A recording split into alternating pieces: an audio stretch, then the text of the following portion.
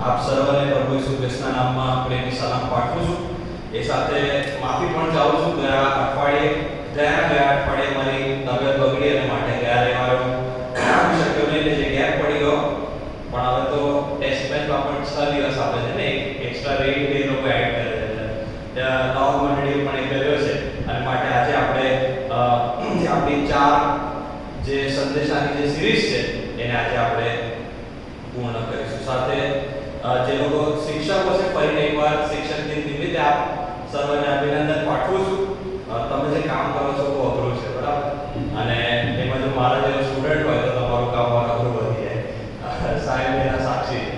તો કોઈ બહુ સરસ કીધું છે કે સારો શિક્ષક એ છે કે જે અંધ વ્યક્તિને રંગનો અર્થ સમજાવી શકે, જે અંધ વ્યક્તિને રંગનો અર્થ સમજાવી શકે। અને ખરેખર તમારી સેવાઓની આજે અમે કદર કરીએ છીએ અને ઈશ્વરનો આભાર માનીએ છીએ।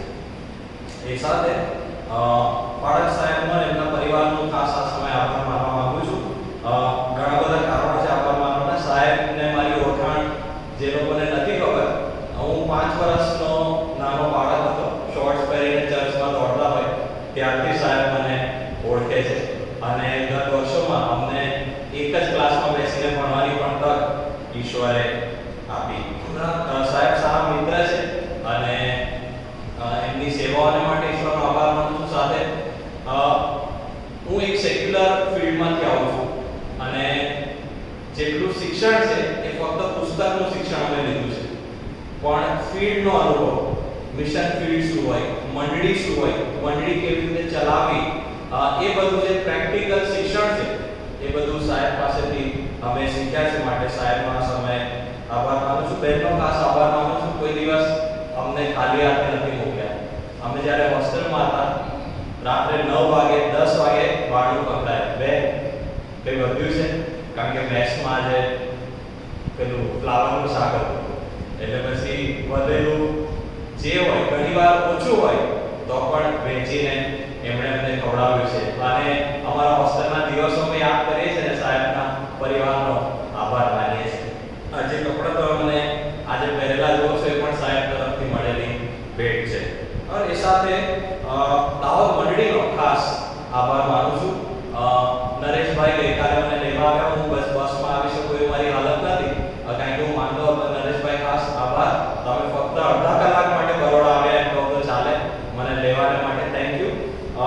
4 રવિવારથી હું આવું છું, આજે 4થો રવિવાર છે અને તમે જે સ્વાદિષ્ટ ભોજન ખવડાવો છો મને ખબર નથી ક્યાંથી આવે છે, બરાબર, માફ કરજો, હું કોઈના નામ નથી લઈ શકતો કારણ કે મને ખરેખર નથી ખબર કોણ મોકલે છે, પણ તમારા ડબ્બા જોઈને મને ગભરામણ થવા માંડી છે, કારણ કે યા તો હું ઓછું ખાઉં છું યા તો દાહોદના લોકો બહુ બધું ખાય છે, મને ખબર નથી, પણ ફક્ત ક્વોન્ટિટી નહીં પણ ક્વોલિટી, સ્વાદિષ્ટ અને સારામાં સારું ભોજન તમે અમને આપ્યું છે, મને ખવડાવ્યું છે, માટે આભાર માનું છું। અંગ્રેજીમાં કહીએ તો એટલું બધું તમે ખવડાવો છો કે Dahod hospitality will take you to hospital, બરાબર, એટલું બધું તમે અમને ખવડાવો છો, thank you so much. Quick recap, આપણે આજના વચનમાં જઈએ પહેલા છેલ્લા 3 રવિવારથી આપણે જે જોઈ ગયા, પ્રથમ 2 રવિવાર આપણે ઈશ્વરના શબ્દ વિશે વાત કરી। પહેલા રવિવારે આપણે જે વિષય પર ચર્ચા કરી અને તો એ કે ઈશ્વરનો જે શબ્દ છે એ 3 સ્વરૂપમાં અસ્તિત્વ ધરાવે છે। જે પ્રાઇમરી અથવા તો જે પ્રાથમિક ઈશ્વરનો શબ્દ છે એ તો ઈસુ ખ્રિસ્ત પોતે, જે દ્વિતીય શબ્દ છે સેકન્ડરી વર્ડ ઓફ ગોડ અને એ તો પવિત્ર શાસ્ત્ર, અને જે દ્વિતીય શબ્દ છે ટર્શરી વર્ડ ઓફ ગોડ એ તો મંડળી। અને એ જ વિચારધારાને આગળ લઈ જતા બીજા રવિવારે આપણે ફરીને વાદળની સુવાર્તામાંથી એમાઉસ જનારા જે 2 શિષ્યોની સાથે ઈસુ ખ્રિસ્તનો જે વાર્તાલાપ છે એમાંથી જોયા નિરાશ અને હતાશ થઈ ગયેલા શિષ્યોને ઈસુ ખ્રિસ્ત ઉત્તેજન આપે છે। કઈ રીતે? શાસ્ત્રોમાંથી, કે જે મૂસા અને પ્રવક્તાઓના લખાણમાંથી જે વિનાઓ બનવાની હતી એ સંબંધી ઈસુ ખ્રિસ્ત એમની આંખો ઉઘાડે છે। એટલું જ નહીં, આગળ જતા શિષ્યોને કહે છે તમે મારા શરીરને સ્પર્શ કરો અને જુઓ કે હું ખરેખર પુનરુત્થાન પામું છું। ઈશ્વરનું શરીર એટલે કે મંડળી અને ઈશ્વરનો શબ્દ એટલે કે પવિત્ર શાસ્ત્ર, આ બેનો ઉપયોગ નિરાશ, નાસીપાસ, હતાશ થઈ ગયેલા, શંકામાં પડેલા શિષ્યોને પુનઃસ્થાપિત કરવાને માટે ફરીને એકવાર ઈસુ ખ્રિસ્તની પાસે દોરી લાવવાને માટે ઈશ્વર દ્વિતીય અને તૃતીય શબ્દનો ઉપયોગ કરે છે. ગયા રવિવારે આપણે પ્રાર્થના સંબંધી જોઈ માર્ક અને લૂકની સુવાર્તામાં ઈસુ ખ્રિસ્તે શિક્ષણ આપે છે કે માંગો તો મળશે, બરાબર, શોધો તો જડશે, ઠોકો તો ઉઘાડવામાં આવશે, પણ નથી મળતું. જે પ્રાર્થનાઓના ઉત્તર નથી મળતા અથવા નામાં મળે છે એમાં ઈશ્વરની સારી ભેટ શું હોઈ શકે એના વિશે આપણે ચર્ચા કરી અને આપણે જોઈ ગયા કે પવિત્ર આત્મા એટલે કે ઈશ્વરની હાજરીની ખાતરી જે પ્રાર્થનાના જવાબ નથી મળતા એમાં પણ એ પવિત્ર આત્મા એ ઈશ્વરની સારી ભેટ છે. અને આજે આપણે ફરી એકવાર ઈસુ ખ્રિસ્ત તે જે ગેથસેમાનીના ભાગમાં જે પ્રાર્થના કરી જેને આપણે બહુ સારી રીતે જાણીએ છીએ, વાંચીએ છીએ, 3:3 માથી માર્ક, લૂક, 3 સુવાર્તાઓ જેનો ઉલ્લેખ થાય છે એ બાબત એ પ્રસંગ પરથી ઈસુ ખ્રિસ્તે જે પ્રાર્થના કરી એ સંબંધિત એમાંથી આપણે કંઈક બોધપાઠ લેવાના છે. આવો આપણે પ્રાર્થનામાં રમીએ, પ્રભુની સહાય માંગીએ. પ્રભુજી, તમારા ચરણોમાં આવીએ છીએ આ સમયને માટે, તમારો આભાર માનીએ છીએ અને ખાસ પ્રાર્થના કરીએ છીએ તમે તમારા વચનોનો ખુલાસો તમારા પવિત્ર આત્મા દ્વારા અમને કરી આપો. અમારા અંતરચક્ષુઓને ખોલો, અમારા મનના ભટકતા વિચારોને તમારા વચનો પ્રત્યે કેન્દ્રિત કરવાને માટે અમને સહાય અને મદદ કરો. આ સમયના સ્થળને અહીંયા ઉપસ્થિત દરેક જણને તમારા હાથમાં સોંપીએ છીએ. તમારી હાજરી અમને ભરી દો. પ્રભુ ઈશ્વરની રીતે અમારી પ્રાર્થના સાંભળો. આમેન. ફેસીસ ઓફ જીસસ, ઈસુ ખ્રિસ્તના જે ચહેરા, જો ઈસુ ખ્રિસ્તનું આપણે ચિત્ર બનાવવું હોય, સુવાર્તાઓ આપણને ઈસુ ખ્રિસ્ત વિશે ઘણી બધી માહિતી આપે છે. સુવાર્તાઓ ઘણી બધી માહિતી આપણાથી ગુપ્ત રાખે છે. દાખલા તરીકે ઈસુ ખ્રિસ્તની હાઈટ કેટલી હતી, 5 ફૂટ 8 ઇંચ, 6 ફૂટ 2 ઇંચ, એની માહિતી સુવાર્તા આપણને નથી આપતી. ઈસુ ખ્રિસ્ત કેવી દાઢી રાખતા હતા, ફ્રેન્ચ કટ રાખતા હતા, જો લાઈન રાખતા હતા, એની માહિતી સુવાર્તા આપણને નથી આપતી. પણ જે માહિતી જુદી જુદી સુવાર્તાઓ આપે છે એના પરથી આપણે ઈસુ ખ્રિસ્તના જુદા જુદા ચિત્રો બનાવી શકીએ છીએ, રાઈટ? દાખલા તરીકે ઈસુ ખ્રિસ્તનું દયાળુ ચિત્ર. ઈસુ ખ્રિસ્તે જ્યારે ટોળાને જોયા ત્યારે એમને લાગ્યું કે આ તો ઘેટા પાળક વગરના ઘેટા છે, રાઈટ? જ્યારે એમને માંદાઓના ટોળા એમની પાસે આવતા જોયા ત્યારે એમને દયા આવી ગઈ. આખો દિવસ એમનો ઉપદેશ સાંભળીને સાંજ પડી, ઈસુને દયા આવી ગઈ અને કીધું કે અમને કંઈક ખાવાનું આપો. દયાથી ભરપૂર ઈસુ, જેની કરુણા ઉભરાઈ જાય એ પ્રકારનું ચિત્ર સુવાર્તાઓ આપણને ઈસુનું આપે છે. બીજું એક ચિત્ર જે સુવાર્તાઓ આપણને ઈસુનું આપે છે અને તો અધિકારયુક્ત ઈસુ. એવો ઈસુ કે જેની સામે જે દુષ્ટ આત્માઓ છે એ લોકો કાંપે છે, ગભરાઈ જાય છે, નાસી જાય છે. એવો ઈસુ કે જેના એક કમાન્ડથી, એક અવાજથી કે છે તોફાન પણ બંધ થઈ જાય છે, હવા એનું રૂપ બદલી નાખે છે. એવો અધિકારયુક્ત, ઓથોરિટી વાળો ઈસુ, એવું એક ચિત્ર સુવાર્તા આપણને આપે છે. બહુ સુંદર શિક્ષક, બહુ સુંદર ઉપદેશક. સુવાર્તાઓમાં એવું લખ્યું છે કે જેમ ફરોશીઓ અને શાસ્ત્રીઓ શિક્ષણ આપતા હતા એમને પણ જાણે અધિકારથી આપતો હોય એ પ્રકારનું શિક્ષણ આ તો આપે છે. આ જે રાબી છે એ બીજા રાબીઓ કરતા કંઈક અલગ છે એવું લોકોને લાગ્યું. અદ્ભુત, એક્સેલન્ટ ઓરેટર, અદ્ભુત જેની બોલવાની છટા, જેની શિક્ષણની પદ્ધતિ, અદ્ભુત ઉપદેશક, અદ્ભુત શિક્ષક, એવું ચિત્ર ઈસુ ખ્રિસ્તનું આપણને સુવાર્તા આપે છે. ચમત્કાર કરનાર ઈસુ, બરાબર? કોડિયા સાજા થઈ જાય, લંગડા ચાલતા થઈ જાય, આંધળા દેખતા થઈ જાય, રાઈટ? ચમત્કાર કરનાર ઈસુ, એવું ચિત્ર આપણને સુવાર્તા આપે છે. અને આવા ઘણા બધા ચિત્રો ઈસુના આપણે સુવાર્તામાં જોઈએ છે. પણ જો હું તમને એવું કહું કે ઈસુનું એક ચિત્ર એવું પણ છે કે જ્યાં ગભરાઈ ગયેલો છે, માઈ કાંગલો થઈ ગયેલો ઈસુ, ગભરાઈ ગયેલો ઈસુ, શું કરવું એની સૂઝ ના પડે એવો ઈસુ, બીકમાં ગરકાવ થઈ ગયેલો, ચિંતામાં ગરકાવ થઈ ગયેલો એવો ઈસુ આપણને કદાચ માનવામાં ના આવે. ઈસુનું આવું પણ ચિત્ર હોઈ શકે અને આપણને એ વિચાર આવે એવો ઈસુ કે જે ચિંતિત, વરીડ, ટેન્સ, પેરાનોઇડ એ પ્રકારનો ઈસુ, ચિંતિત થઈ ગયેલો, વ્યાકુળ થઈ ગયેલો, ગભરાઈ ગયેલો ઈસુનું આવું ચિત્ર પણ સુવાર્તાઓ આપે છે. આપણે ત્રણેય સુવાર્તામાં થોડા રેફરન્સ વાંચીએ, બરાબર? સૌથી પહેલા તમે માથીની સુવાર્તા કાઢશો મારી સાથે. માથીની સુવાર્તા તેનો 26મો અધ્યાય તમે કાઢશો. ત્રણેય આપણે ગેથસેમાની બાગના જે પ્રસંગ છે એમાંથી ઈસુ ખ્રિસ્તનું એક ચિત્ર બનાવવાને જઈ રહ્યા છે. માથીની સુવાર્તા 26મો અધ્યાય અને હું 37 અને 38 કલમ વાંચું છું. માથી 26, 37 અને 38 જ્યાં પ્રમાણે લખ્યું છે, અને પીતરને તથા ઝબદીના બંને દીકરાને સાથે લઈને પોતે શોકાતુર તથા ઉદાસ થવા લાગ્યો. આ જે વિશેષણ છે એના પર તમે ખાસ ધ્યાન આપજો. શોકાતુર અને ઉદાસ થવા લાગ્યો. ત્યારે તે તેઓને કહે છે કે મારો જીવ મરવા જેવો શોકાતુર છે, તમે અહીં રહીને મારી સાથે જાગતા. મારો જીવ કે છે મરવા જેવો શોકાતુર છે. જાણે મરણ મારા પર આવી પડ્યું છે એવી ભયંકર બીકમાંથી પસાર થઈ રહ્યો હોય એવું ચિત્ર માંથી આપણને ઈસુનો આપે છે. માર્કની સુવાર્તા તેનો 14મો અધ્યાય તમે કાઢશો.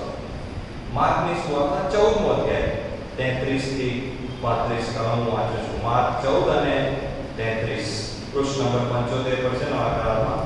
તે પ્રમાણે તમારામાં કોઈ પોતાની સર્વ વસ્તુઓનો ત્યાગ હું લૂક વાંચું છું. માર્ક 14 અને 33 થી 35 ત્યાં લખ્યું છે, તે પોતાની સાથે પીતર, યાકૂબ તથા યોહાનને લઈ જાય છે અને તે બહુ અકળાવા તથા ઉદાસ થવા લાગ્યો. પછી તે તેઓને કહે છે કે મારો જીવ મરવા જેવો અતિ શોકાતુર છે, અહીં રહીને જાગતા રહો.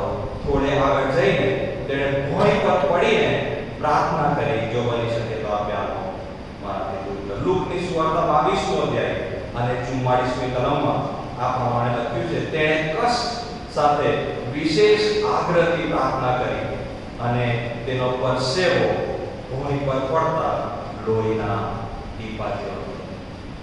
એક એવું ચિત્ર કે જે આપણા માનવામાં ના આવે. એક એવું ચિત્ર કે જે આપણે વિશ્વાસ કરવો અઘરો લાગે. મરણ પર્યંત શોકાતુર થઈ ગયો, ઉદાસ, હતાશ, ગભરાઈ ગયો, ચિંતિત, વ્યાકુળ એવો ઈસુ. અને આપણને પ્રશ્ન થાય કે શું ખરેખર આ દેવપુત્ર છે? શું ખરેખર આ દેવપુત્ર છે? એનું કારણ છે, જો તમે ઇતિહાસ વાંચો તો ઘણા બધા એવા શહીદો થઈ ગયા જે લોકો મરણથી ના ગભરાયા. ગ્રીક ફિલસૂફીમાં સોક્રેટિસનું નામ બધાએ સાંભળ્યું હશે. સોક્રેટિસ, એરિસ્ટોટલ, પ્લેટો કે જે બહુ મુખ્ય ફિલસૂફ થઈ ગયા, ગ્રીક ફિલોસોફર્સ.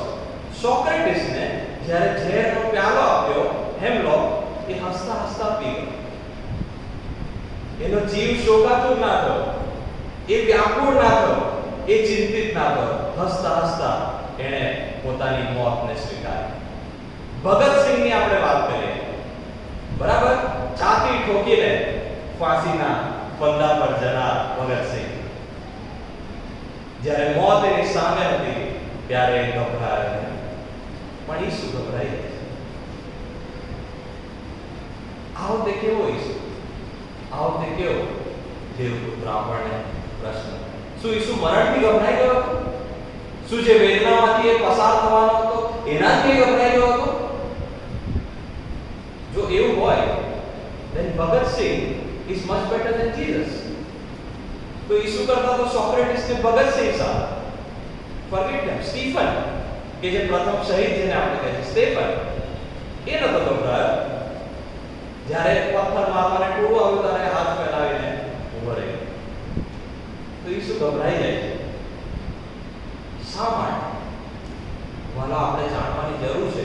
ઈસુનું ભયભીત થવું, ઈસુનું વ્યાકુળ થવું, ઈસુનું શોકાતુર થવું એ મરણની બીકથી નથી. પહેલી વસ્તુ આપણે સમજવાની જરૂર છે. કારણ કે ઘણા બધા જે વિરોધીઓ છે એ લોકો એવો આક્ષેપ કરે છે કે ઈસુ કરતા તો બીજા બધા સારા કે જેમણે હસતા હસતા મોતને સ્વીકારી. ના, જો એવું હોત તો ઈસુ ખ્રિસ્તે એવી પ્રાર્થના કરી હોત, પ્રભુ જે વેદના છે, થનાર છે, એમાંથી મને છૂટો કરો. જે આવનાર મરણ છે એમાંથી મને મુક્ત કર. પણ ઈસુ ખ્રિસ્તની પ્રાર્થના જાણવા જેવું છે. લૂકની લખેલી સુવાર્તા અને તેની 42મી કલમ.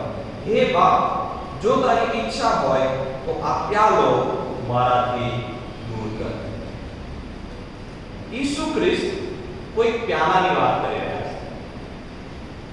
એવો પ્યાલો કે જે પીતા એ ગભરાઈ જાય છે, પી જાય છે. અને ઘણી બધી વાર આપણે છે ને એનું ખોટું અર્થઘટન કરીએ છીએ.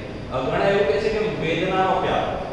જો વેદનાનો પ્યાલો હોય તો પછી ભગતસિંહ ઈસુ કરતા સારું હોય, રાઈટ? દુઃખનો પ્યાલો, ઓફકોર્સ ઈસુ ખ્રિસ્ત જે એમાંથી પસાર થવાના હતા એનો વેદના હતી, દુઃખ હતું, મરણ.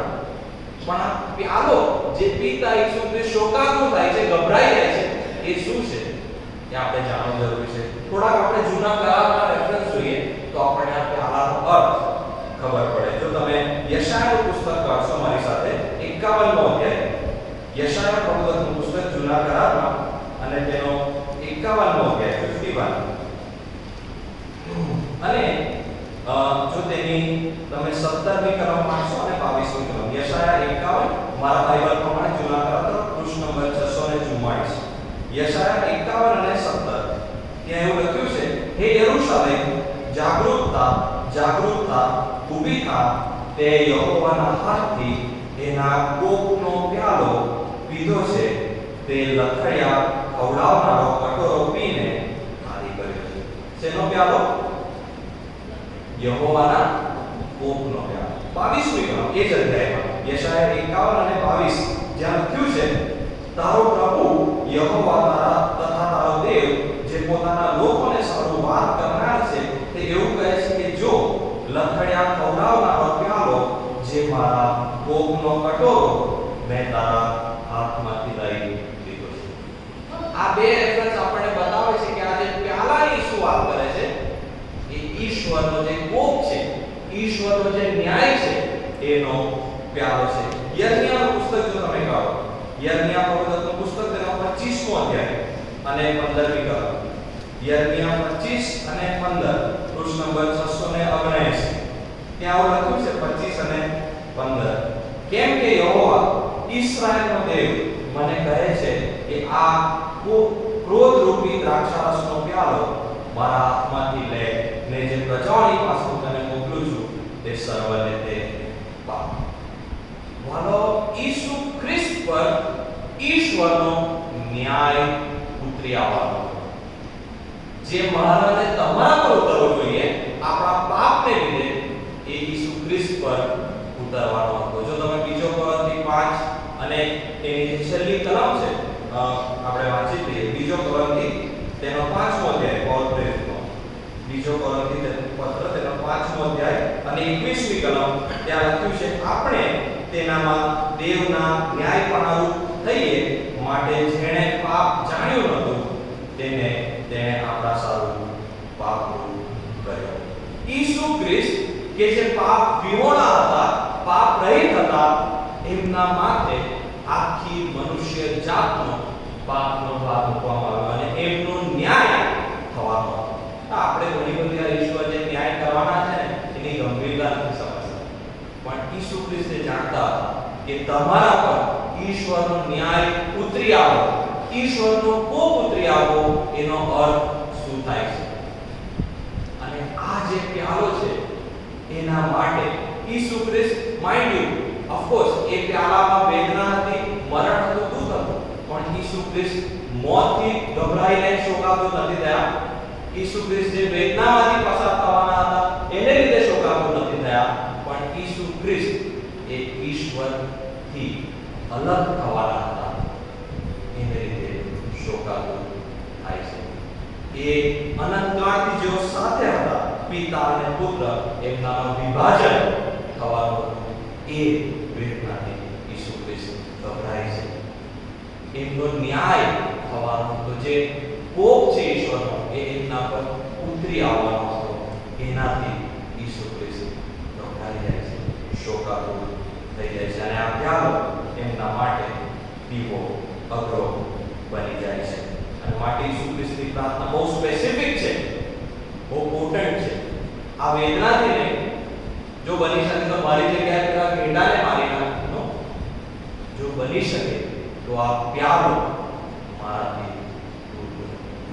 અને માટે ઈસુ ખ્રિસ્ત વેદનામાંથી પસાર થાય છે. ઘણી બધી વાર આપણે ઈસુ ખ્રિસ્તની વેદનાની વાત કરીએ છીએ, પણ જે પાપની વેદના છે એની આપણે કદી વાત નથી કરતા. કારણ કે જ્યારે પુત્ર એના બાપથી અલગ થાય છે ત્યારે બાપ પણ એ જ વેદનામાંથી પીડાય છે જે વેદનામાંથી પુત્ર પીડાય છે.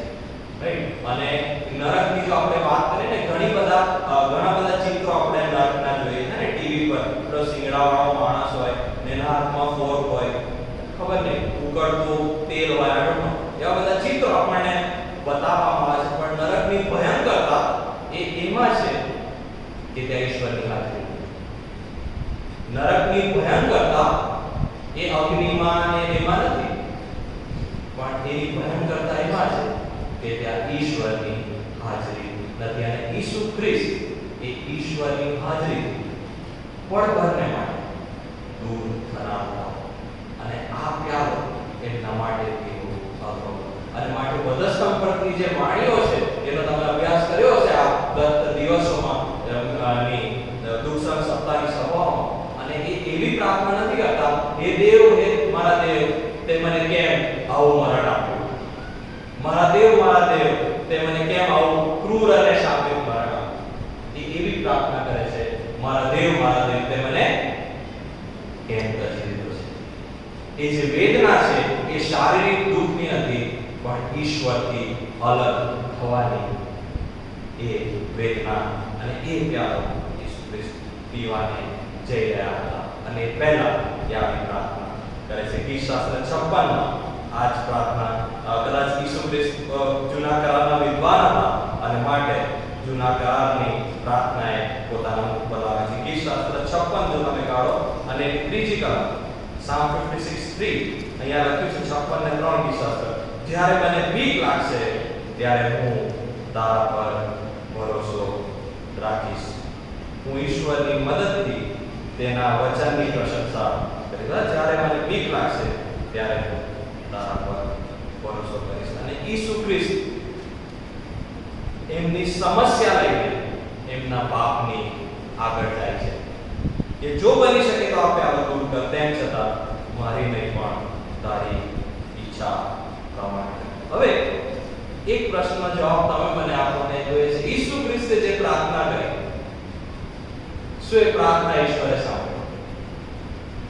યસ ઓર નો? શું એ પ્યાલો ઈશ્વરથી દૂર થયો? શું ઈશ્વરે એવું કીધું, સારું તારી જગ્યાએ હું બીજું કંઈક વ્યવસ્થા કરું? યસ ઓર નો? શું ઈશ્વરે ઈસુ ખ્રિસ્તની પ્રાર્થના સાંભળી?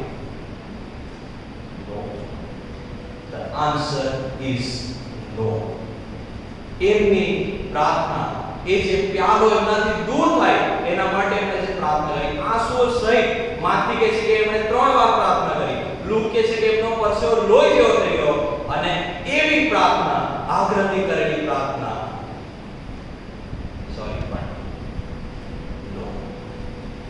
there is no alternative. બીજો કોઈ ઉપાય નથી. રાઈટ? ઈસુ ખ્રિસ્ત શું કરે છે ખબર છે? આપણને એક મોડેલ આપે છે. ઈસુ ખ્રિસ્તનો જે પ્યાલો છે એ ઈશ્વરનો ન્યાય એમના પર ઉતરવાનો એનો પ્યાલો છે. કદાચ મારો ને તમારો પ્યાલો કંઈક અલગ હોય.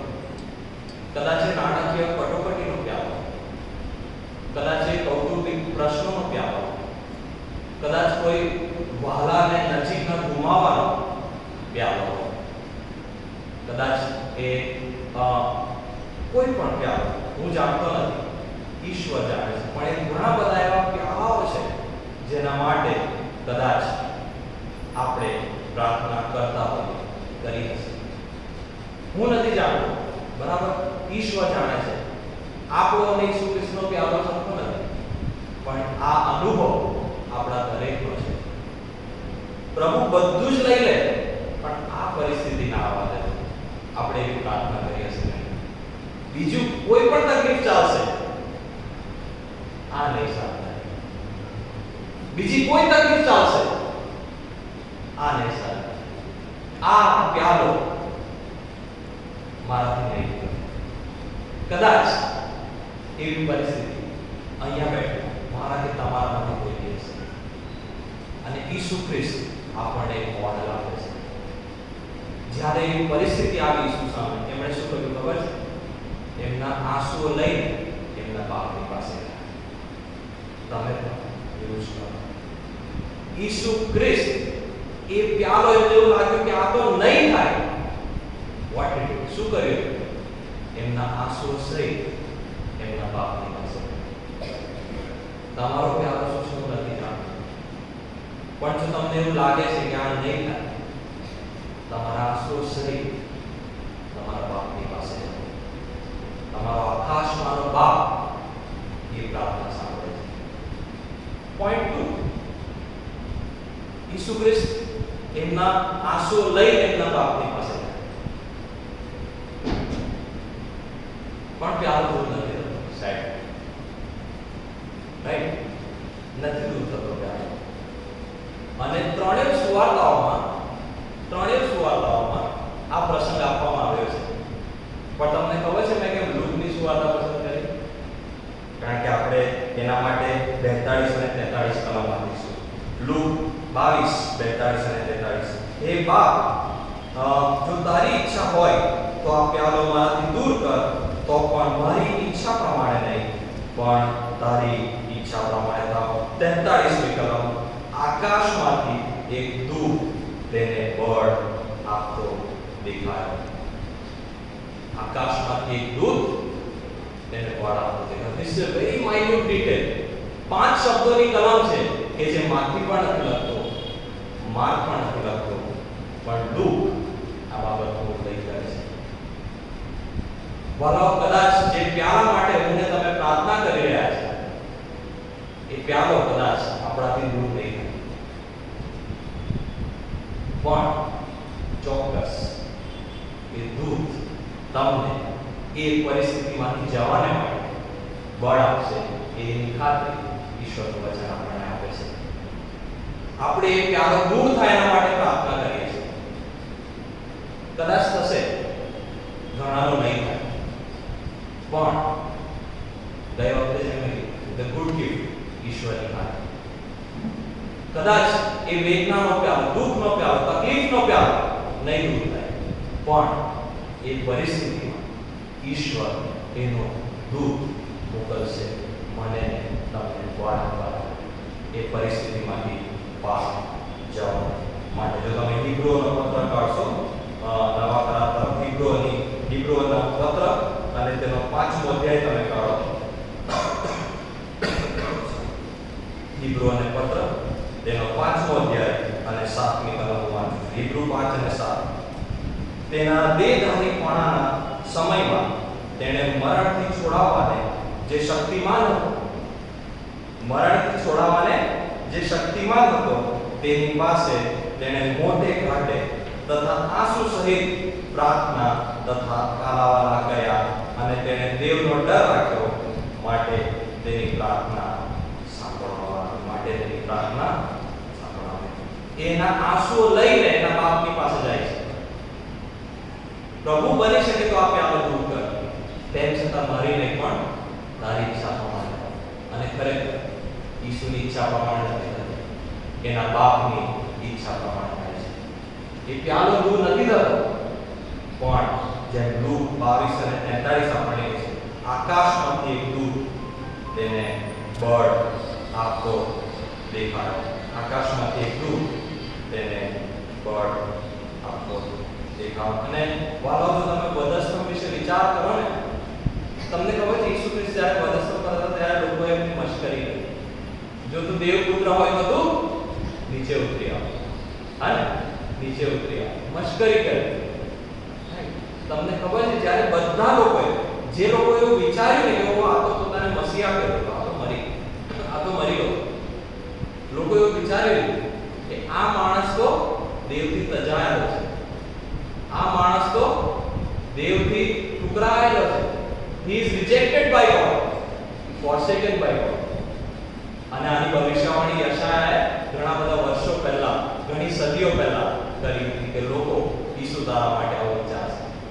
જે વધસ્તંભની આસપાસ જે લોકો ઊભા હતા, એમણે જ્યારે ઈસુને વધસ્તંભ પર જોયા છે ત્યારે એમણે વિચાર્યું હશે કે આ માણસ તો ઈશ્વરથી તજાયેલો છે, ઈશ્વરથી હણાયેલો છે. પણ જ્યારે લોકો એવું વિચાર્યું ને કે આ ઈશ્વરથી તજાયેલો છે, remember, he was right in the center of God's will. ઈશ્વરની જે યોજના છે, ઈશ્વરનું જે આયોજન હતું મનુષ્ય જાત માટે, એની વચ્ચોવચ્ચ ઈસુ ખ્રિસ્ત. જ્યારે લોકો એવું માની લીધું કે આ તો તજાયેલો છે, આ તો તરછોડાયેલો છે, આને તો ઈશ્વરે પણ મૂકી દીધો, આ તો શાપિત છે, કારણ કે પુનર્નિયમનું પુસ્તક આપણને એવું કહે છે કે જે ઝાડ પર ટંગાયેલો છે એ શાપિત છે. લોકોએ માની લીધું કે આ તો શાપિત છે. ત્યારે ઈસુ ખ્રિસ્ત ઈશ્વરના આયોજન, ઈશ્વરની જે યોજના છે એની વચ્ચે, he was right in the center of God's will. ને મારો આજે સવારે ઈસુ ખ્રિસ્તની આ જે પ્રાર્થના છે એ દ્વારા હું તમને ઉત્તેજન આપવા માંગુ છું અને સાથે તૈયાર પણ કરવા માંગુ છું. તમારો જે બી પ્યાર હોય આંસુ સહિત તમારા બાપની પાસે જાઓ. હું નથી જાણતો કે તમારી ઈચ્છા પ્રમાણે થશે કે ઈશ્વરની ઈચ્છા પ્રમાણે થશે. કદાચ ઘણાને માટે એ પ્યારો દૂર થશે, કદાચ ઘણાને માટે નહીં થાય. પણ એક વસ્તુની ખાતરી ઈશ્વરનું વચન આપણને આપે છે અને એ તો એક પરિસ્થિતિમાંથી જવા જેમાં તમને એવું લાગે કે આ તો નહીં થાય, આવી પરિસ્થિતિનો તો કદી સામનો નહીં કરી શકું, હું તૂટી જઈશ, હું ભાંગી જઈશ, એવામાં ઈશ્વર તમને પાર લઈ જશે. એનો દૂત તમને સામર્થ્ય આપશે, બળવાન કરશે અને એ પ્યારો પીવાને માટે તમને શક્તિમાન કરશે. પ્રભુ આ વચનો દ્વારા આપણે દરેક આશીષ આપો. પ્રાર્થના કરીએ. પ્રભુજી, તમારો આભાર માનીએ છીએ તમારા વચનને માટે.